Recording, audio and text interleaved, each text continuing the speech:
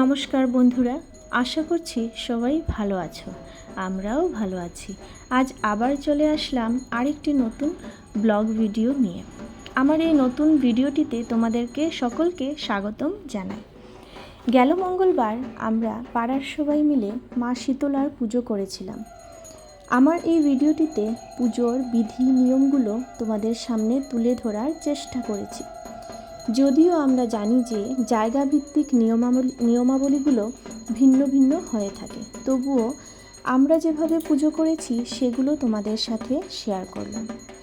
আমরা এই পুজো খুবই শান্তিপূর্ণভাবে সুসম্পন্ন করতে পেরেছি শুধুমাত্র আমাদের প্রেসিডেন্ট মহাশয়া এবং পূজা কমিটির সকল সদস্যদের জন্য। তো প্রথমেই পূজা কমিটির সাথে জড়িত সকলকে অসংখ্য ধন্যবাদ জানাই। এইবার ভিডিওটিতে তোমরা সকলে দেখতেই পারছো, প্রথমে ঘট বসানো হয়েছে এবং কুলোর পুজো হয়েছে। আমরা সকলেই তেল সিঁদুর লাগিয়েছি। এই যে সবাই কুলোর পুজো করছে একের পর এক লাইন ধরে এবং তেল সিঁদুর পরাচ্ছে কুলোকে।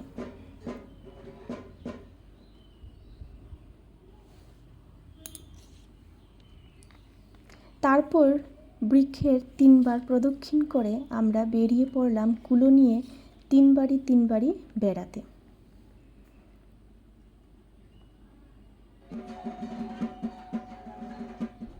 এই পুজোতে সবার সাথে পরিচয় হয়ে এবং সবার সাথে মিলেমিশে পুজো করে খুবই আনন্দ পেয়েছি। আর মায়ের কৃপাতে আমার ইচ্ছা আগামী বছরও সবার সাথে মিলে পুজো করার। এই যে আমাদের পূজা দিদি কুলো মাথায় নিয়েছেন এবং আমরা সবাই বেরিয়ে পড়লাম কুলো নিয়ে 3 বাড়ি বেড়াতে। আমিও কুলো মাথায় নিয়ে ঘুরলাম। এই যে দুর্গা দিদির সাথে আমি দাঁড়িয়ে আছি, দুর্গা দিদির পরেই আমি কুলো নিয়ে ঘুরলাম।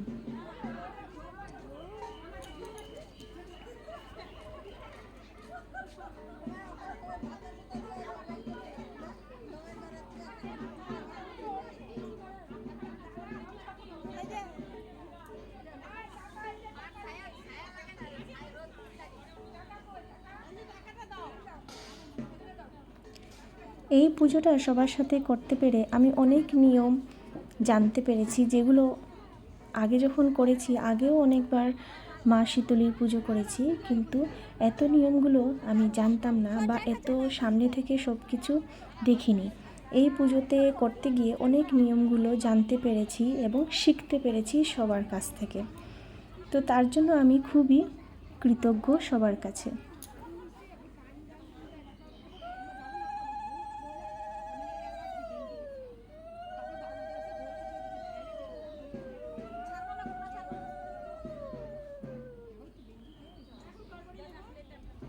এই পুজোতে নিয়ম আছে যে 3 বাড়ি করে কুলো মাথায় নিয়ে ঘুরে বেড়াতে হয়। তো সবাই মাথায় কুলো নিয়ে 3 বাড়ি করে ঘুরে বেড়ালো।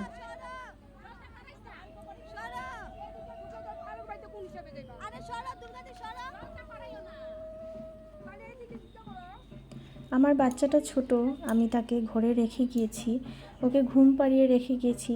তার জন্য আমার খুবই তাড়া ছিল যে তাড়াতাড়ি করে আমি ঘরে ফিরে আসব, ওকে আবার স্নান টান করাবো, তারপর ওকে খাইয়ে দুপুরের খাওয়া দাওয়া ওদেরকে সারিয়ে তারপর আবার যাব। তো তার জন্য আমাকে সবাই একটু তাড়াতাড়ি করার জন্য একটু রাস্তা করে দিল, সবাই একটু সহযোগিতা করলো যে আমি যাতে তাড়াতাড়ি করে নিতে পারি।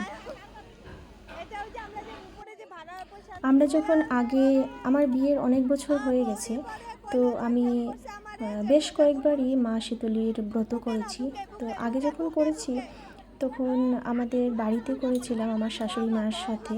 তো এত নিয়মগুলো আমি তখন জানতে পারিনি, সামনে ছিলাম না, মা সব কিছু রেডি করে নিত। আমার মেয়ে দুটো তখন একদমই ছোট ছিল। তো এইবার যেহেতু আমি সামনে ছিলাম, সব কিছু করতে পেরেছি, দেখতে পেরেছি, তার জন্য অনেক কিছু আমি জানতে পেরেছি। তাদের সকলের সাথে পুজোতে থাকতে পেরে আমার খুবই আনন্দ হয়েছে। এই যে আমারটা শেষ হয়ে গেছে, তারপর আমি আরেকজনকে দিয়ে দিলাম।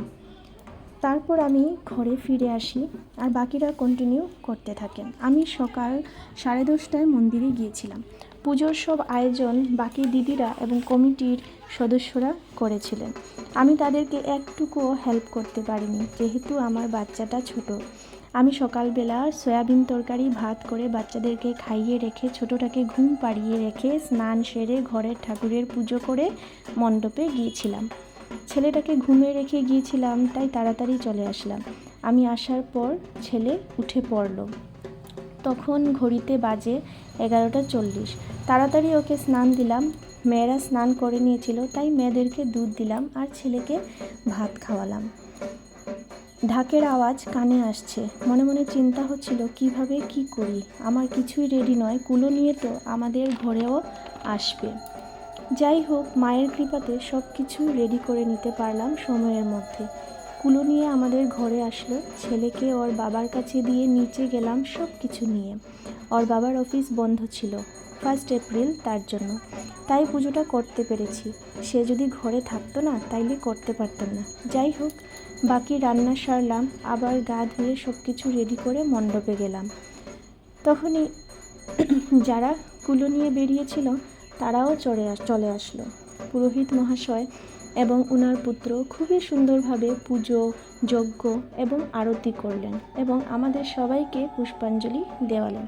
এই যে ভিডিওটিতে তোমরা দেখতে পাচ্ছ, পুরোহিত মশাই খুবই সুন্দরভাবে আরতি করছেন মায়ের।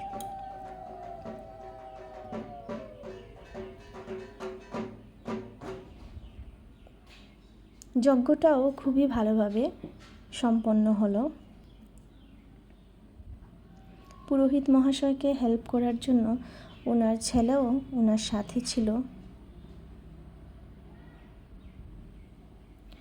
আমরা সবাই গাছে তেল সিঁদুর পরিয়ে প্রদক্ষিণ করে চলে গেলাম নন্দী স্যারের বাড়ির পুকুরে কুলো বিসর্জন দিব বলে। এইবারের জন্য পুজো শেষ হয়ে গেল। ফিরে আসার পর সবাই চরণামৃত ও প্রসাদ খেলো। অনেক ভক্তবৃন্দের জন্য খিচুড়িরও আয়োজন ছিল। খুবই ভালোভাবে পুজো সুসম্পন্ন হলো। আজকের জন্য এতটুকুই। এই যে আমরা চলে যাচ্ছি নন্দী স্যারের বাড়িতে কুলো বিসর্জন দিব বলে। আবার দেখা হবে আরেকটি নতুন ভিডিওতে। Tata, bye bye.